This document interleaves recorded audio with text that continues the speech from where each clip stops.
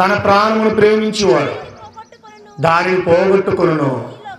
ఈ లోకములో తన ప్రాణమును ద్వేషించువాడు నిత్య జీవం కొరకు దానిని కాపాడుకొనునని మీతో నిశ్చయంగా చెప్పుచున్నాను. తన ప్రాణమును ప్రేమించువాడు దాన్ని పోగొట్టుకుంటాడు.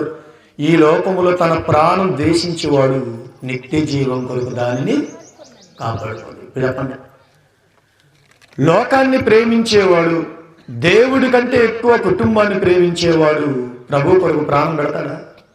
తన ప్రాణం ప్రేమించాడు, దాన్ని కోల్పోతాడు.